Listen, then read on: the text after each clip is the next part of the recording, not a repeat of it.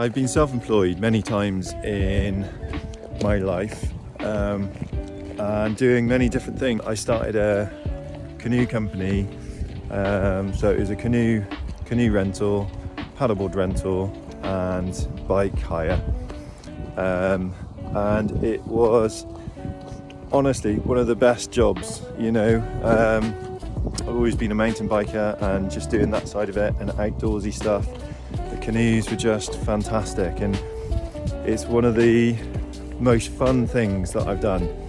And we just started with an opportunity of getting some bikes.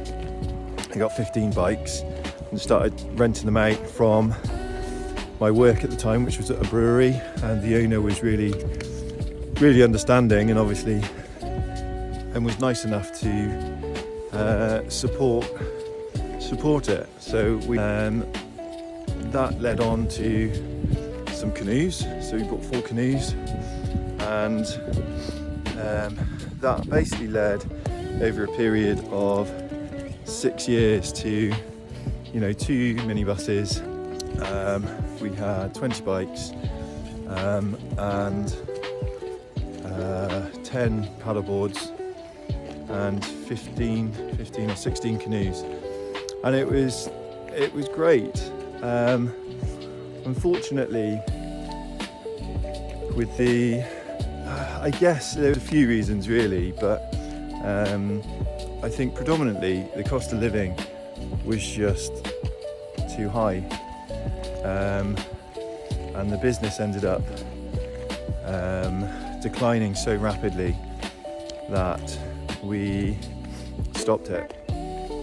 And it was a really hard decision, because when you start something like that, it's like a child, you know. You start it from nothing and you raise it and you nurture it, and it's really hard then to see that decline and have to make that decision to close it. That coincided with the pub. I mean, we used to go down the river past the pub, which it's a gorgeous stretch of river, and I knew the landlady, and she convinced me that it was in my best interest to take on the pub, which was lovely. Ended up taking the plunge, and I ran the 2 businesses side by side for a little bit.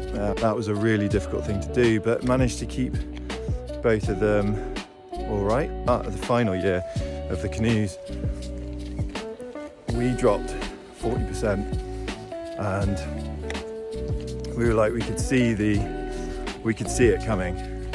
You know, the business wasn't there, the interest wasn't there.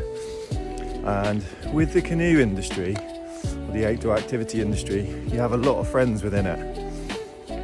And I worked really closely with other companies, and they were going down 40%. And then when we decided to get out, it was obviously a massive decision. I was speaking to some friends in the industry, and they said, yes, dropped another 40-50%. And it's just a really difficult time for tourism and all the things that aren't essential, like your electricity bill. So yeah, then I took on the pub, which has been not a completely new industry for me, because in a past life I was a brewer. I was a brewer for about 15 years, so I knew that side of it, the wet side, because we did quite a few pump installs and things like that, so I knew the wet side a bit more. Customer service is fine, but yeah, so it's been quite a journey to get to this point. But I don't know if you can ever get over the fall of one of your businesses, especially one that you enjoy so much. I don't know if that's even possible. So even now, I think about it sometimes, you know, just being sat on the riverbank waiting for canoes to come in. That was such a gorgeous time. And now, like, we've almost combined the two because we've got a riverside pub. So maybe at some point we can combine the two and have canoe hire or something there. Certainly at the moment, I'm really, really happy with the decision in going into hospitality. Granted, I didn't realise that the government had it in for hospitality, but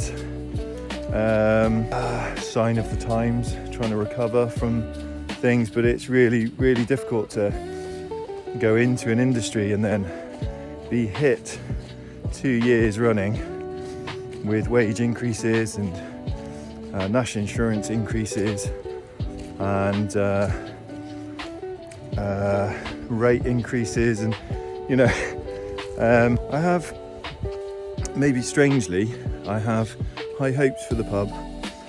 It's a gorgeous pub, it's an iconic pub, and not that that can you know, change the finances, but with, you know, getting the finances in order, I'm hoping that we can actually, you know, make a really good pub out of it, you know.